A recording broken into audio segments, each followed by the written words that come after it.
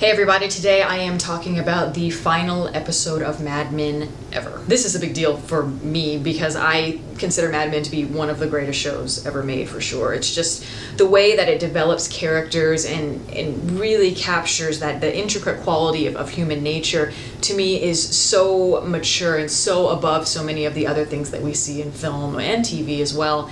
And it captures that darkness in our human nature, flaws and all. And I think a lot of us were expecting for Mad Men to end in a very surprising way, because it's always surprising. It's like every time you think you have the show figured out, it throws you a curveball, much like life. You know, you never know exactly where life is headed, and a lot of times it can just, out of nowhere, it can change. And that's what I always appreciated about the show. And the ending to the show was surprising, but I think we were all kind of bracing ourselves for some really deep and tragic ending. And what was surprising about it was that it really wasn't. It was very kind of, I don't want to say positive, but it did have a very hopeful quality to it. Some might argue that it might have been too hopeful or maybe too positive, but that's kind of what I want to talk about. We are so used to the show having this very misanthropic tone, and even if you watch just one episode, you could just take every single line and find a way to interpret it as a death symbol, a meaning of death and the end of all things. It's just, I feel like that idea has just hovered over the show from day one. One of the big questions that the show poses is,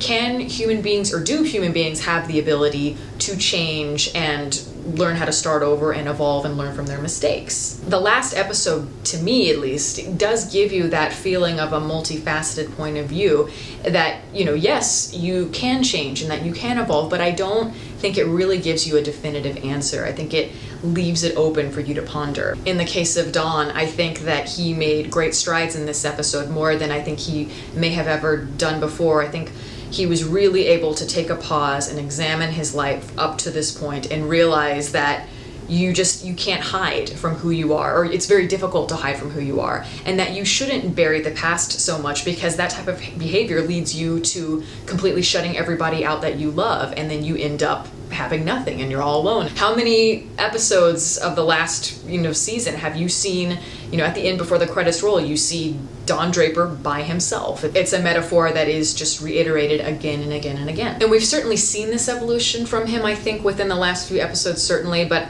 what really clinched it, and I think where I really did see the shift in him, was when they were in that therapy session, that circle of people, and the man gives that monologue about feeling as though he's been ignored all his life, even by the people that he loves, and he just feels like an outcast in his own life. And that really resonates with Don, because you can tell he's just so moved by it, and he goes over and they both just cry and hug. And it's interesting because when you think of Don Draper, you don't think of some outcast, some nobody. This is a guy who's like the Frank Sinatra of the ad world, the chairman of the board, the guy who is this debonair person with all this charisma that everybody knows about, yet he feels just as alone, and he feels the same things that this crying stranger does in front of him. Because he's so obsessed with trying to wipe the slate clean and start over, he has failed to make those human connections. So in a way, he is so much like the stranger in the therapy session, and in a way we all kind of are that man. We can see ourselves represented through him, because we all are searching for love and wanting to matter. And so when I watched that scene, it made me kind of teary. I thought it was a beautiful moment. And as far as the other characters are concerned, comparatively they had very different endings, but I think it's because they are all very different from Don. They're people that are not trying to bury their past so intently. They kind of look at their past and they're content with it, and they realize the mistakes they've made and they try to build from that. I definitely saw that in Joan, and I really love the way that her character is developed. I think she's one of the most evolved characters on the show. She began the show as this woman that appeared so confident. She's using her sex appeal to try to get a man, basically. She wanted the suburban house, she wanted to be a housewife, she didn't want to be working, and for whatever reason that did not pan out for her. And so she is this woman that is rooted in these very old-fashioned ideals, who has learned that she needs to become more than that in order to feel personally fulfilled. And in her job, she's found that ambition, that drive to build something greater and to be a part of something, and to really find that independence that has meant more to her than any man in her life so far, romantically. And Peggy is even more of a modern woman, and she's proven that no matter what changes happen in life, that you can adapt to them and you can make the most of them. Some might argue that the ending where Stan confesses his love to her and then she realizes that she loves him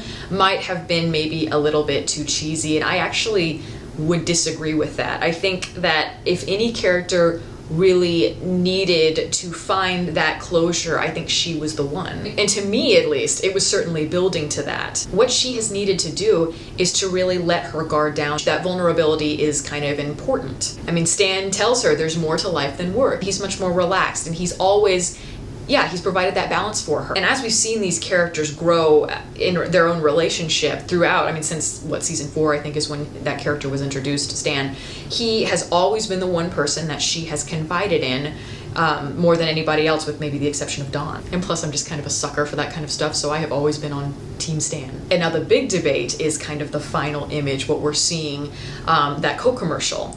And whether or not that was a commercial that maybe Don created. Did he go back and continue his life and do the advertising thing once again and create that?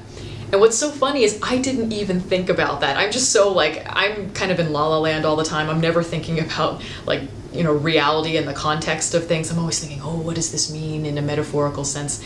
So I honestly did not even think about that. I'm like, oh yeah, I guess that makes sense. But I guess to me, that just doesn't really matter in the long run. To me, it's the metaphor of what that commercial means in terms of the message of the entire show. I think that ending the show with that commercial was kind of that brilliant stamp that the show needed to put on this episode, because, as I said, a lot of these characters had happy endings in a way, and so this gave it that kind of bittersweetness, which gives it that dimension without being overly sentimental. The metaphor of advertising as used in this show has so many layers, but I think the main ones are just kind of about how advertising is like a representation of how we as people try to fill these voids, these lonely feelings and insecurities in ourselves with temporary happiness. It's about the artifice, the mask that we put on for the world, how we present ourselves in order to get ahead, for people to like us, for us to be accepted, and how it's all manipulated in order for us to feel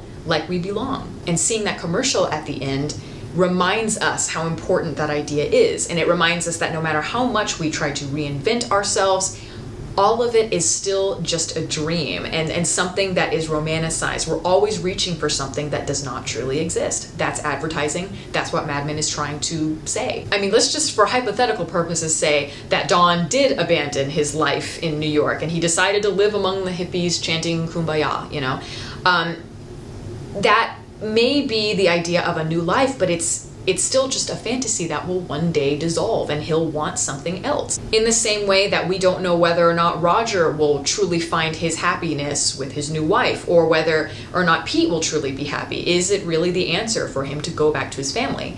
At least they're trying, but you never know. These ideas are just things that we want, and we will realize that they're not all just going to be perfect. So it is very bittersweet, and that to me is what really gave me a feeling that this is a really great episode, a really great way to end the series, because, I mean, discovering those layers and understanding that that's what life is. It's about searching, constantly searching and trying to find contentment, rarely finding it, is something that you just don't see often in modern entertainment, and I think Mad Men just did it so well. So I honestly was very happy with the ending, and yeah, I mean, it is kind of sad, but I'm also very glad that it's over. I really wanted to see what was going to happen and what the writers were going to do with it, and I think they did a fantastic job.